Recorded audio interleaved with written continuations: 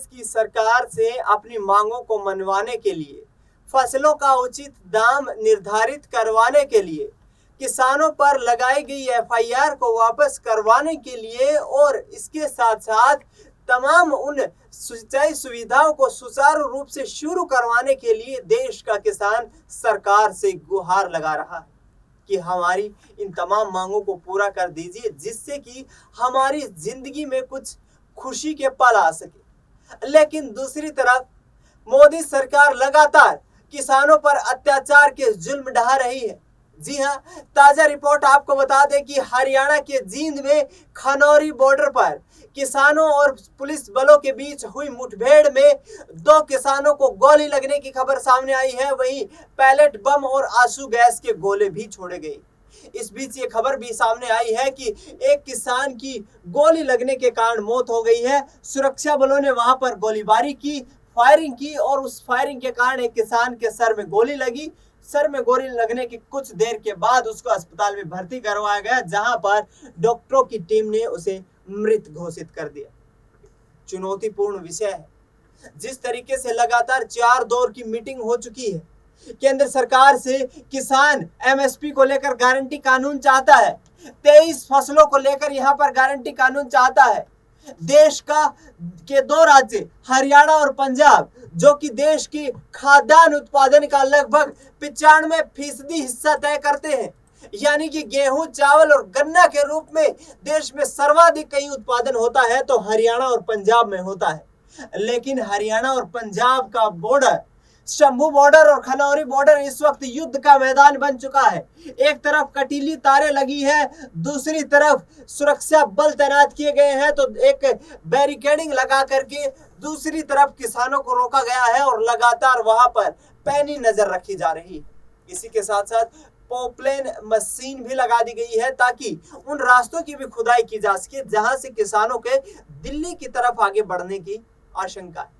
देखिए इन चित्रों में किस हिसाब से तस्वीरें सामने आ रही है, जहां पर गोली लगने से किसान को कुछ लोग उठा करके ले जा रहे हैं। वही किसान उसके सहयोगी हैं जो आंदोलनरत हैं, आंदोलन कर रहे हैं, सरकार से अपनी मांगे कर रहे हैं। इन तस्वीरों में आप साफ तौर पर देख सकते हैं जिस तरीके से किसान के सर में गोली लगी है, उसके बाद उसको कुछ सहयोगी यहां से उठा करके और अस्पताल ले जाने की कोशिश कर रहे हैं। इस तरीके का ये जघन्य घटनाएं सामने आ रही है। संयुक्त किसान मोर्चा यहां पर ऐलान कर चुका है कि जिस तरीके से किसानों के साथ जो अत्याचार हो रहा है, उसमें केंद्र सरकार को अब यहां से किसान घुटने पर लाकर ही छोड़ेगा। जिस पूरे घटनाक्रम में ये पूरा मामला जो चल रहा है, इसको देखते हुए यहाँ से केंद्र सरकार बैकफुट पर आती नजर आ रही है। केंद्र सरकार कह रही है कि हम 4 फसलों पर एमएसपी की गारंटी और प्रस्ताव बनाने को तैयार हैं, कानून आगामी वक्त में बना देंगे।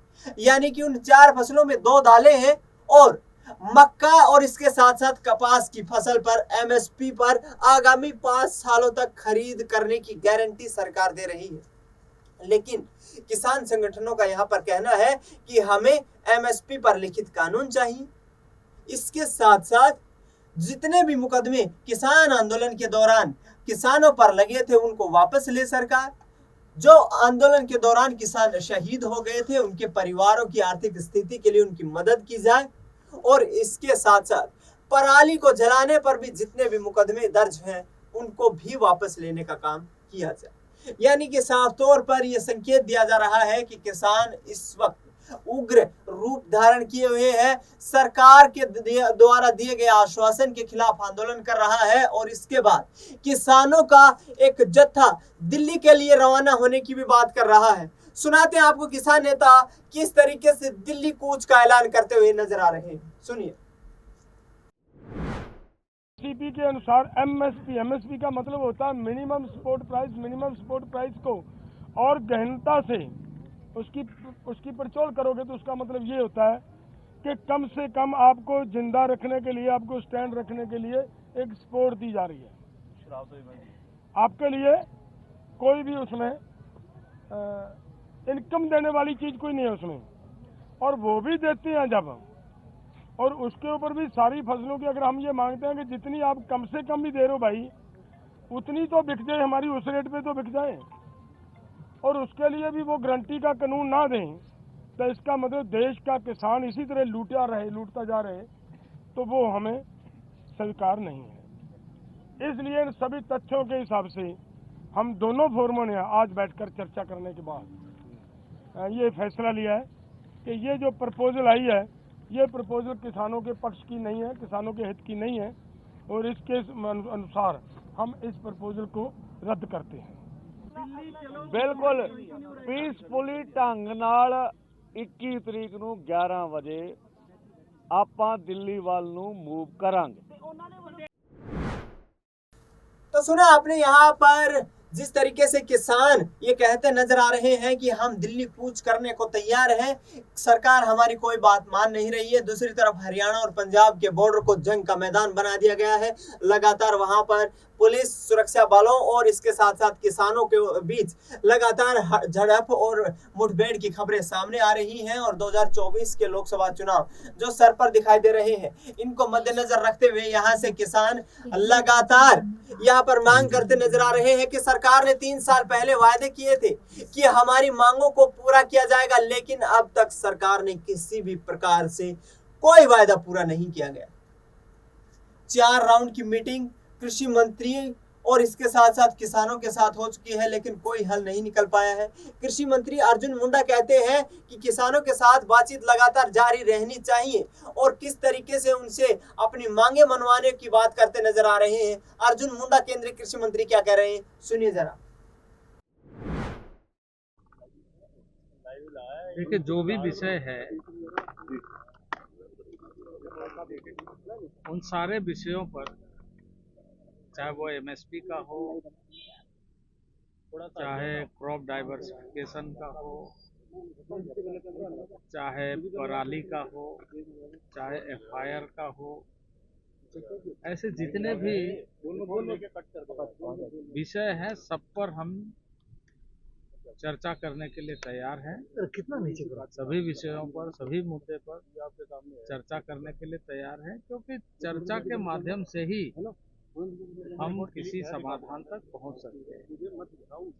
चर्चा हो इसके लिए मैंने आमंत्रित किया है और निवेदन किया है कि शांति बनाए रखें, संयमित ढंग से हम इसका हल निकालें और सबके लिए बेहतर कैसे हो ये हम सुनिश्चित करें। सर, आप कोई और अपील 5 साल की एमएसपी की गारंटी की बात करेंगे, कुछ हो रहा है, तैयार नहीं हो रहे हैं किसान लोग, तो क्या? तो आपने सुना यहाँ पर केंद्रीय मंत्री अर्जुन मुंडा यहाँ पर कहते लगातार नजर आ रहे हैं कि किसानों के साथ एमएसपी पर और तमाम मुद्दों पर हम बात करने को प्रतिबद्ध हैं। 4 राउंड की बात हो चुकी है, कोई हल नहीं निकला है, लेकिन तमाम पहलुओं पर गौर की जा रही है। इस मुद्दे पर कांग्रेस पार्टी भी मोदी सरकार को कटघरे में खड़ा करता हुए नजर आ रही है। जिस तरीके से यहाँ पर पवन खेड़ा ने आरोप लगाते हुए ये कहा कि किसान आंदोलन करने आ जाए तो वह देशद्रोही हो जाता है और जब बीजेपी को वोट दे तो वो देशभक्त हो जाता है। आपको सुनाते हैं पवन खेड़ा किस तरीके से यहाँ पर केंद्र सरकार को कटघरे में किसान आंदोलन के मुद्दे पर खड़ा कर रहे हैं, सुनिए। अब क्या वो फार्मर अपना मंशा राजनीतिक क्लीनिंग्स नहीं बता सकता? क्या वो नहीं बोल सकता कि मैं इस देश में अलग तरह की राजनीति चाहता हूं? किसान बोल दे कि मुझे मोदी को हराना है तो वो देशद्रोही हो गया? कमाल है साहब। 2014 में तो आप में से कई लोग बोलते थे कि हमें कांग्रेस को हराना है, तो हमने तो आपको देशद्रोही नहीं कहा था। उसमें क्या हो गया? किसान का हक नहीं है क्या? वो वोटर नहीं है क्या? मोदी जी को वोट दे तो वो हिंदुस्तानी है, देश प्रेमी है, देशभक्त है। मोदी जी के खिलाफ बोले तो वो देशद्रोही है। ये किस तरह की व्यवस्था ला रहे हैं साहब? तो करना चाहते हैं लोग, क्योंकि ये ग्राफ बहुत ही आर्टिफिशियल ढंग से ऊंचा किया गया है बॉट्स के माध्यम से। सोशल मीडिया में किस तरह से इस ग्राफ को ऊंचा रखा जाता है हम भी समझते हैं, आप भी समझते हैं। आर्टिफिशियल इंटेलिजेंस का दुरुपयोग हम भी देख रहे हैं, कौन क्या क्या कितना कितना कर रहा है। वक्त आने दीजिए, कई लोग तिहाड़ में होंगे। सुन लीजिए ये ग्राफ कैसे ऊपर रखा जाता है। अब आप सुन लीजिए, क्योंकि उसमें आप सब भी भागीदार हैं, आपके जो मालिक हैं वो भी भागीदार हैं। कैसे उन पर दबाव होता है, उन पर किस तरह की व्यवस्था होती है, आपस में किस तरह की लेन देन होती है कि वो ग्राफ ऊपर रखा जाए। कौन है हिरेन जोशी? मैं फिर पूछता हूं, क्यों आप लोगों को एसएमएस भेजते हैं, वो क्यों व्हाट्सएप मैसेज आते हैं आपके एडिटर्स के पास, हिरेन जोशी के? ये ग्राफ ऊपर ऐसे रखा जाता है। तो अगर कोई इस ग्राफ को सही मांगों को लेकर सड़क पर उतर रहा है नीचे लाने के लिए, तो क्या गलत है? ये ग्राफ ऊपर ही रहेगा और आर्टिफिशियल ही रहेगा। क्यों? हेडलाइन मैनेज की जा रही है जिस देश में, वहां आप कहते हैं कि ग्राफ ऊपर क्यों नहीं रहना चाहिए। असल में क्या है, बाहर आकर देखें ना मोदी जी, बुलाएं किसानों को अपने घर पे, या जाएं किसानों से मिलने, जाएं बेरोजगार नौजवानों से मिलने। 1 घंटे में 2 बेरोजगार नौजवान आत्महत्या कर रहे हैं इस देश में। ये ग्राफ ऊपर दिख रहा है आपको? तो सुना आपने, यहाँ पर पवन खेड़ा आरोप लगा रहे हैं कि किसानों पर आंदोलन जीवी, खालिस्तानी और देशद्रोही तक के आरोप भारतीय जनता पार्टी लगा रही है। यानी कि मोदी सरकार आखिरकार किसानों की मांगों को पूरा क्यों नहीं कर रही है। किसानों का भी यही कहना है कि हमने 13 महीने तक वर्ष 2020 से 2021 तक आंदोलन किया, लेकिन इस दौरान प्रधानमंत्री नरेंद्र मोदी ने यह पाया कि 3 जो कृषि सुधार कानून लाए गए थे उनमें किसान को संतुष्ट नहीं किया गया, किसानों से बात नहीं की गई, और इसके आधार पर यहां पर प्रधानमंत्री नरेंद्र मोदी ने माफी मांगते हुए ये कह दिया था कि हम इन 3 काले कानूनों को निरस्त करते हैं। आखिरकार क्या अब जो वायदे प्रधानमंत्री के द्वारा किए गए थे उनको पूरा करने में क्यों घबरा रही है केंद्र सरकार? किसानों की लगातार मांग है कि जब आश्वासन दे दिया गया, 3 साल का वक्त किसान से ले लिया गया, 3 साल के बाद किसान परेशान होकर के आया है, तो आखिरकार केंद्र सरकार अपने मुद्दों से क्यों भटक रही है? क्यों अपने द्वारा दिए गए बयानों से भटक रही है? क्यों आखिरकार 3 साल से किसानों के कानून नहीं बनाए गए? मुद्दा गंभीर है। लगातार आंदोलन से जो तस्वीरें आ रही हैं वो दयनीय है, और इस बीच यहाँ पर गोली लगने की जो खबरें सामने आई है वो वाकई हृदय विदारक है और दिल को दहला देने वाली है। तो क्या अब देश का किसान यहाँ पर सरकार को घुटने पर लाकर अपना गारंटी कानून लेकर ही वापस लौटेगा? इस पर सबकी नजरें बनी हुई। फिलहाल मुझे दीजिए इजाजत। नमस्कार।